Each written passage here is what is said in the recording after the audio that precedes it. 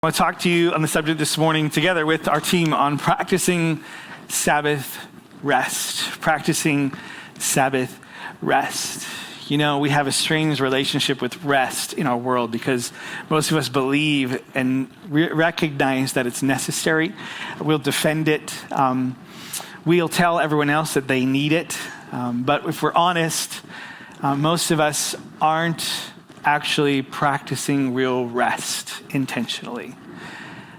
This is what the national data shows us. Nearly 2/3 of Americans say that our society needs a weekly day of spiritual rest. Over 55% of Americans say that a week for spiritual rest is important for them. Yet, almost 1 in 4 Americans didn't take a single day off of work last year. Nearly a quarter. Only 1 in 5 workers uses all of their paid time off. But nearly 80% report feeling burned out. This is the reality of the world that we live in. A culture that has turned rest into something we admire instead of something we practice. I was curious about us, our church family. So the other week in our digital notes platform, we asked and took a survey. How often do you intentionally take an entire day off to rest from all labor? And this is the results. 44% said, well, I'm working on it. 24% said once a month. 20% said once a week. And 12% said once a fortnight, which someone said, I don't play Fortnite. But that just means every other week. So I should have probably said that more clearly in the survey. But 44% said, I don't really take a day off from rest from all labor. Those numbers do encourage me in the fact, not that we're doing well, but that we're honest with where we're at. We know that rest matters, yet we just haven't figured out how to build it into our lives. And this is true not just with the Sabbath, but with many other truths and practices and principles. We live in the most informed generation in history by many miles over. We have more information available to us than most generations could ever have dreamed of. But how many know information rarely changes anyone? It can help, but information alone doesn't lead to transformation. Media scholar and writer Neil Postman observed that our culture has what's called a very low information to action ratio. We know more than any generation before us, but we struggle to translate what we know into how we live. He said in a speech to the German Computer Science Society, a famous speech called Informing Ourselves to Death, that the tie between information and action has been severed. Information is now a commodity that can be bought and sold, or it can be used as a form of entertainment or worn like a garment to enhance one's status. It comes indiscriminately. It's directed at no one in particular. It's disconnected from usefulness. We are glutted with information, drowning in information. We have no control over it, and we don't know what to do with all of it. It's amazing that these words were uttered in 1990, before the onset of smartphones, social media, podcasts, YouTube, the AI. If anything, his diagnosis has only become more accurate. In our world, we don't have an information gap. We have a formation problem. We don't have an information problem. We have a formation problem. We don't really need another article telling us we should rest. We don't need another podcast explaining to us the importance so we don't burn out. We don't need another productivity expert telling us work-life balance matters. We need practices that retrain our hearts and our lives. And at the end of the Sermon on the Mount, Jesus doesn't say, everyone who hears these words of mine is wise. He actually says, everyone who hears these words of mine and puts them into practice. We talking about practice. Is like a wise man who builds his house on the rock. The difference between wisdom and foolishness for Jesus isn't how much information you accumulate. It's not how much you learn, but what you put into practice. Both builders heard the same words. The difference was one: practice. Information is good. Information can be powerful. You need to receive. But what you act upon is what ultimately matters. And that's where the Sabbath comes in. As we've mentioned during this series, we're not asking for this to become a religious ritual, but a time for you to set aside for what works for you, a 24-hour period, to say, Lord, this time is a time to stop, time to be present, a time to rest. Because you can agree that rest is important. You can read books about rest, listen to podcasts, you can talk about it with your friends, you can hear sermons about it, but still never become a rested person and never become a rested church. At some point, we have to stop. We have to practice it. We have to practice what we preach. And so our hope for our community this summer is that all of us, from wherever we're at, and maybe you're just starting on this thought of becoming more restful, but wherever you're at, that you would take steps this summer to become more rested, more restful, that you would make space in your regular rhythms to take time out to stop, to Sabbath. But the question we're exploring today really is, what should Sabbath really look like? What should practicing Sabbath actually look like? If you ask 10 Christians, you'll probably get 10 different answers. For some, it's a day off. Others, it's going hiking and going for a run. For some, it's taking a nap. For some, it's spending all day in church. For others, that's probably not where they want to be. Some think it's a long list of rules. Others say it's a day with no structure whatsoever. The good news is that over the centuries, the church has identified 4 movements that capture the heart of the Sabbath. They're not rigid rules. They're more like invitations. 4 movements that help us receive God's gift of rest. I'm going to give you them up front, and then our team is going to help to elaborate on each of them individually. But they are stop, because we have to stop, rest, delight, and worship. And so now I want to give the floor first to Stephen as he comes to talk a little bit more about those things. Give it up. Everyone, thank you. Thank you, Sean. I need to get my technology in order here. Give me a moment. All right, here we go. Hi, everyone. I'm Stephen, and I am here to talk about Sabbath and how in order to have a healthy Sabbath, we need to have a rhythm that allows us to fully stop and to really rest. Now, before I jump in, a little bit about me.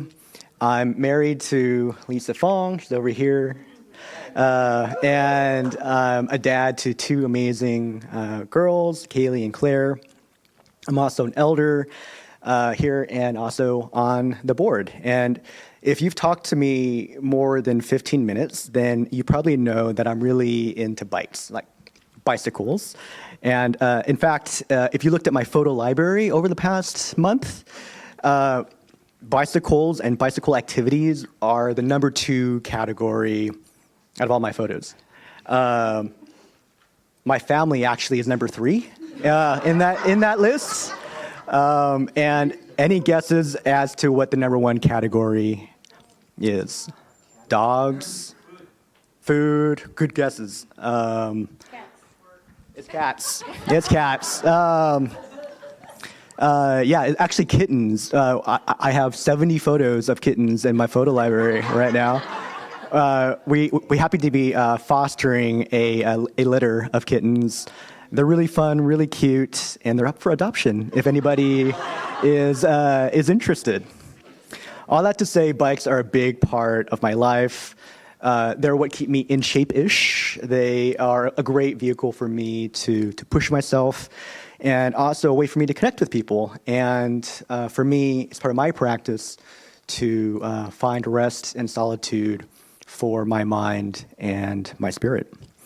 I like biking so much that I subjected myself to a bicycle race that I completed last week. It was 58 miles in the mountains, in the dirt, and the heat. It was really, really hard, but also really, really great. And thank you. Yeah, that was great. Yeah, thank you. And I signed up for this race knowing that it would be one of the hardest things that I had ever, like physical things that I would ever accomplish. And that was super intimidating for me, so I knew that I needed to train. And here's the thing about me, when I care about something, I want to do it all. I want to learn everything I can about it, practice is hard, become the most knowledgeable a person, on this one topic. So I went down the rabbit hole of web articles, of YouTube videos and podcasts all around nutrition and training for this big event to be as fast and strong as I could be and to beat my friends. So yeah, that's pretty important, right? One thing that stuck out in that research was the importance of rest. It's not an optional thing, and it's not a nice to have. It's not just for the weak.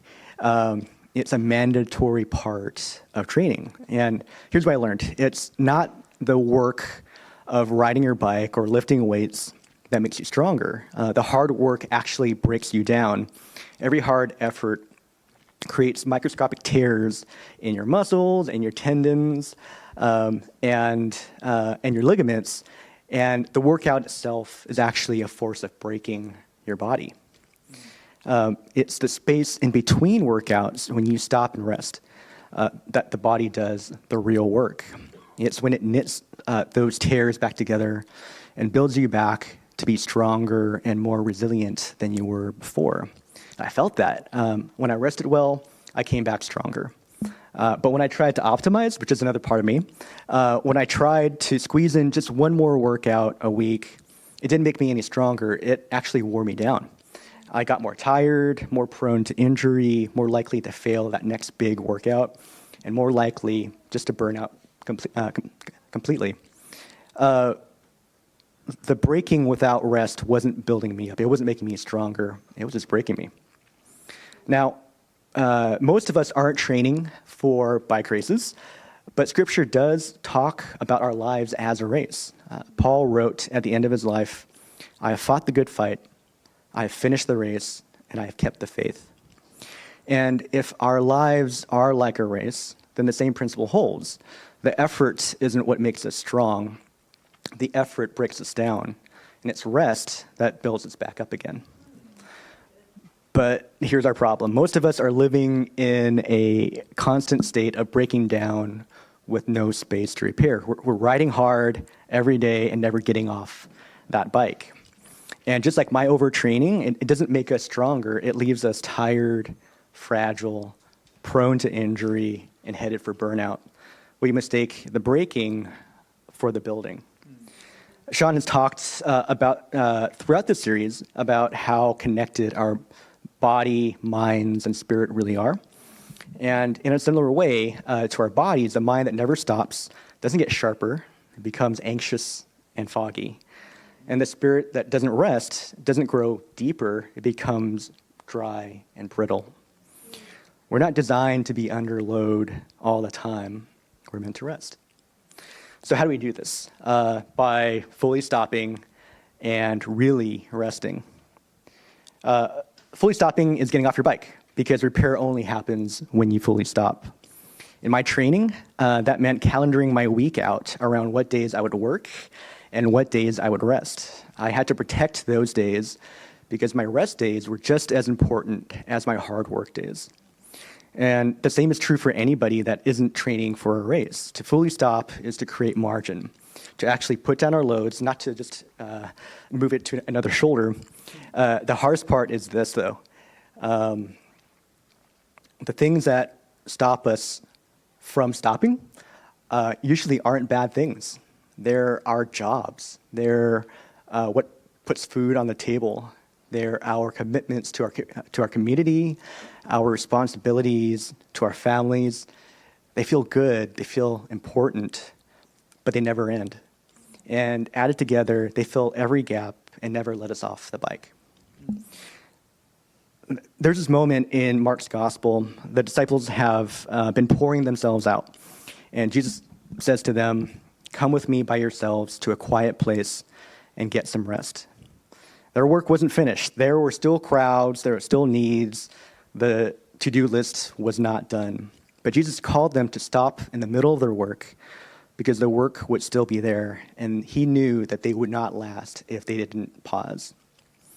So the first practical question is, what would it look like to fully stop? Not slow down, but stop. So some ideas. Number one is pick a boundary. It could be no work on the weekends. That's one of my boundaries. It could be evenings with the phone in another room. I'm still working on that one. It could be a morning just for you, or it could be one day a week where the answer is simply no, not today. Number two, make it real. Put it on your calendar. Make it as visible as any other important commitment in your week. Share that with your friends and your family. Let them know. And let them help you honor your commitment to yourself. And lastly, give yourself grace. You're going to mess up. It's just what we do. It's not about getting it right every time, but being committed to the important thing. So that's stopping, but it's not enough just to stop. You need to really rest. In my training, rest was more than getting off the bike. It meant giving myself the building blocks to restore my body. I needed to get 8 hours of sleep every night. And okay, sometimes it was more like 7, right? But kind of refer back to that point about grace above. I also needed to nourish my body with the right mix of protein, carb, and other nutrients. Stopping created the space, but it was what I did in that space that restored me. For the rest of us, really resting means filling that margin with what restores our spirits, our minds, our bodies, because it's possible to stop working and still not rest. You can come back home from work, collapse on the couch, and then browse Instagram for 3 hours, and then somehow feel worse after all of that. That is stopping without resting. The space is there, but there's nothing knitting us back together. So here's our next question. How do we really rest? Jesus lays it out for us. Come to me, all you who are weary and burdened, and I will give you rest. The deepest rest isn't just the absence of work. It's being in the presence of God. It's turning toward him in the space that you've cleared. Practically, that's worship, that's time in scripture, that's prayer that isn't asking for anything, but just being with him. It's making time in your week for that weekly community group that you never really had time for before. It's a real conversation with someone you love, an intentional, quiet walk, just celebrating being alive. It's delighting in things that feel slow and almost unproductive. And to talk more about delight, I'd like to pass this over to Francis. Thank you. Hello. Thank you, Stephen. I think it's on. Hi, I'm Francis. If we haven't met, I'm on the elder board as well, alongside Pastor Sean and Stephen and Ricardo here. And I'm still accepting graduation gifts, if you want to give them to me. I worked really hard, and I am thankful for this season of rest that is coming my way. Stephen, you should speak up here more often. I'm going to put you on blast in front of everybody here just to invite you to share some wisdom with us. But I thank you for leading those first two things, and I'm going to go in and talk about our next two movements. So the first one is going to be delight. And not just delight, but deeply delight. And when I read the words deeply delight, it conjures up images of complete satisfaction and joy. And for me, I know that deep satisfaction is hard to attain. I look for it. I look for it far and wide. I look for it at the bottom of a bag of potato chips. It's not there. My husband works for Frito-Lay, which is really hard for me, but it's fine.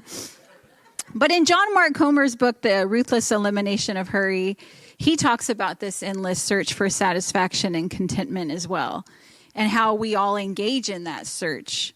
We search for it in food, in buying things, validation from people. Hello, I'm like bragging about graduating and wanting gifts. I'm doing it right now, looking for validation. Successes, and many other things. There's a long list of things we search for that satisfaction and joy in.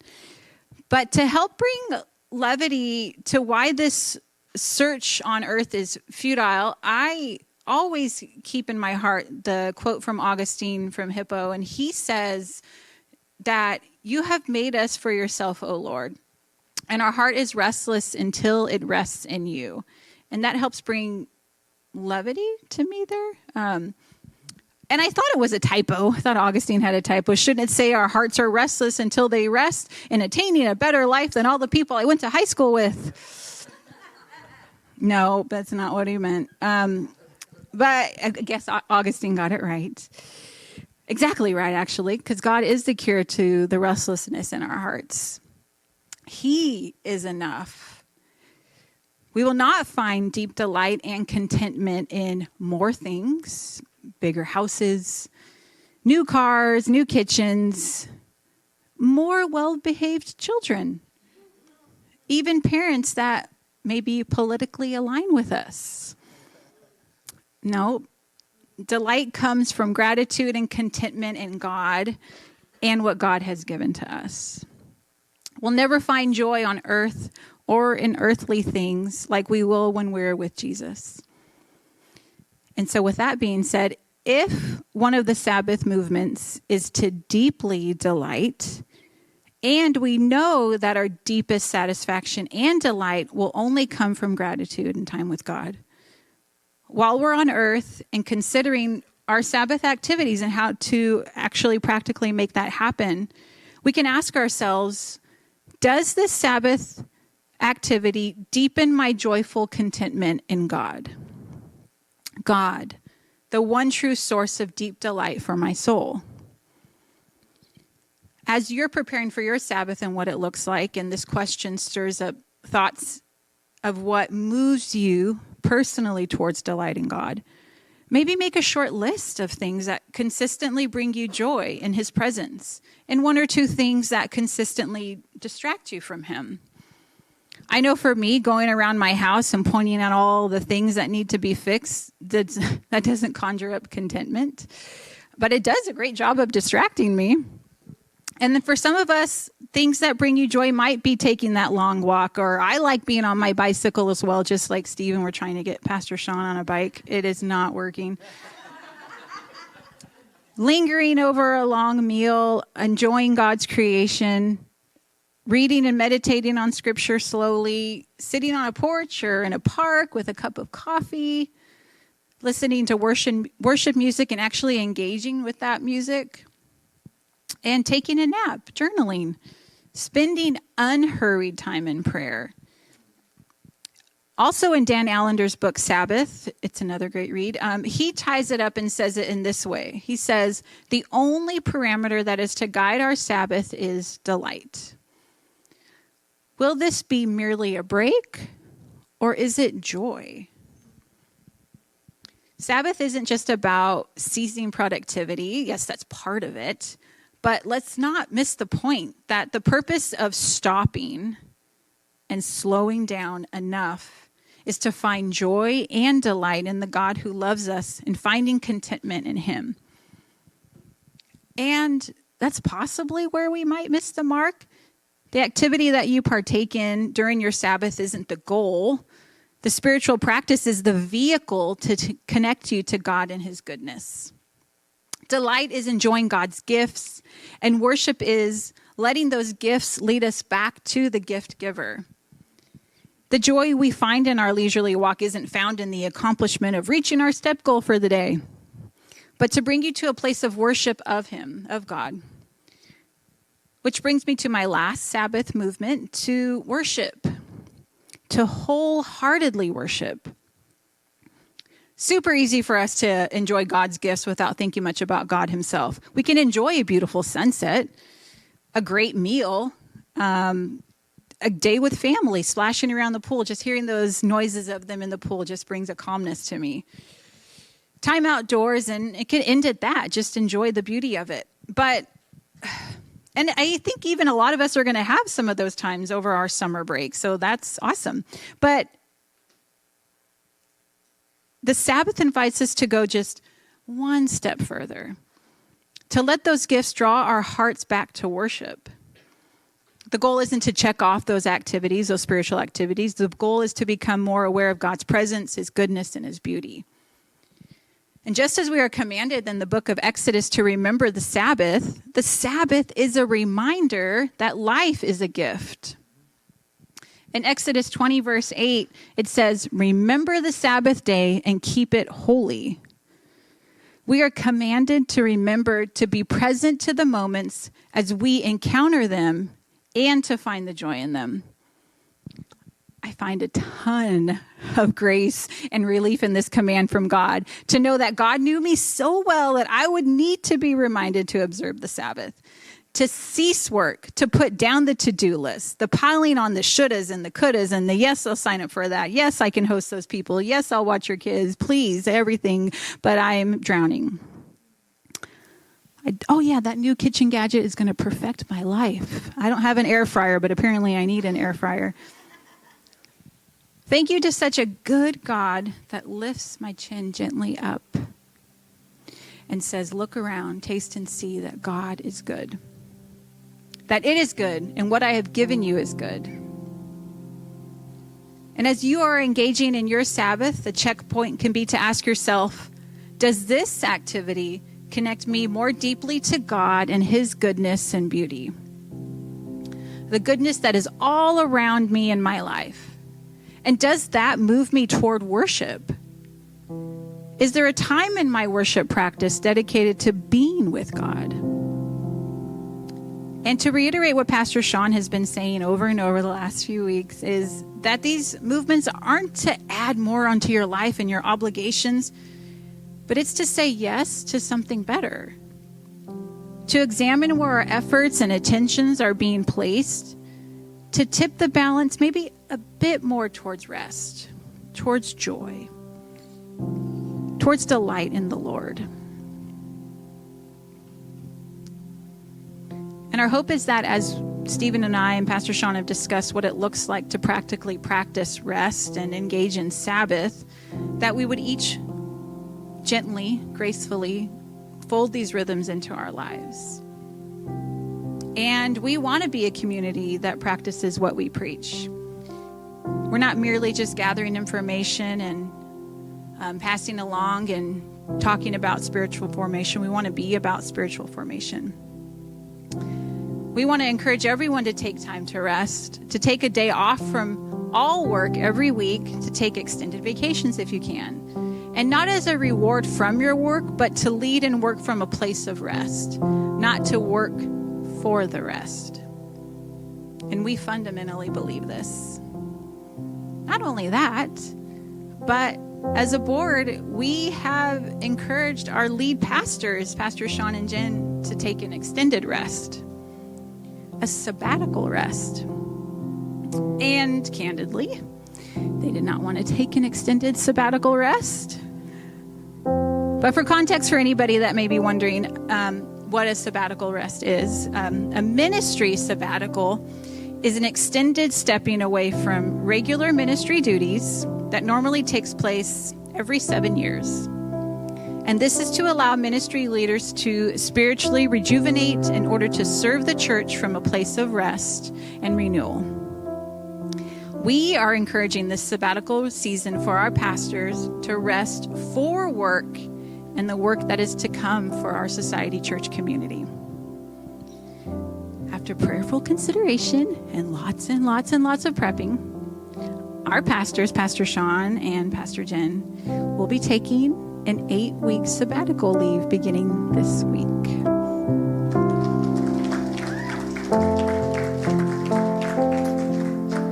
This is in their job description. They have to take this leave, We are honored to be part of a community that leads with trust and faith in God, that their stepping away and ceasing from work is an example of that trust in God and an example to us all. So what are the details? Today's their last Sunday before their leave begins, and they will return at the end of August. They've been working a lot, as I said, to prepare for this extended time away, so they probably need some rest now. But really, it's great that they weren't asking for this rest. They're not wiped out. They're not exhausted.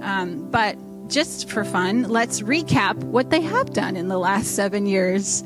Pastors Sean and Jen have essentially launched 3 churches since 2019, the last 7 years. They began launching Citizens Church in 2019 and opened in early 2020. If anybody remembers what happened in early 2020, they had to adjust because of COVID and relaunch for Church Online. And then at the end of 2022, Citizens Church and Society Church had a marriage merger, and Pastors Sean and Jen came on as the new lead pastors of our newly merged congregation. And now with the vision that we have for society in the next coming years, this season, 2026, 7 years once they've been launching churches, it's a good time for them to take this extended rest. It's not a perfect time. I don't know what is a perfect time to take 8 weeks off, but it's God's perfect timing, and we are trusting and have faith in that. Stephen, do you have anything you'd like to add to that? Okay. Hello? Okay. Yeah. I think to add on to what you're saying and what we've been sharing, right? Sabbatical and rest is more than just a reaction to work, but it's preparation for bigger things. And as I look forward into the coming year and coming years that we're excited about, there's so many things coming to this community that are going to be more than we could have ever imagined. And I'm excited for that. And that will be a heavy lift. I mean, that future requires lifting in ways that we haven't been able to do before. And so I'm excited about this period of rest for Pastor Sean and Jen and family, because it means that they're going to come back more inspired, sharper, stronger, more convicted about where to take this community next. And I'm just so happy about that. Me too. Echo all of that. So excited. So if you have any questions about their sabbatical, what that means, what's that going to look like, you can reach out to myself, you can reach out to Stephen, you can reach out to Ricardo. But unfortunately, Pastor Sean and Pastor Jen are out of office for a little while. We want to pray for them before they head out. So I'm going to invite up Ricardo, Pastor Jen, spouses of elders, and then Jason Caden, can you join us as well?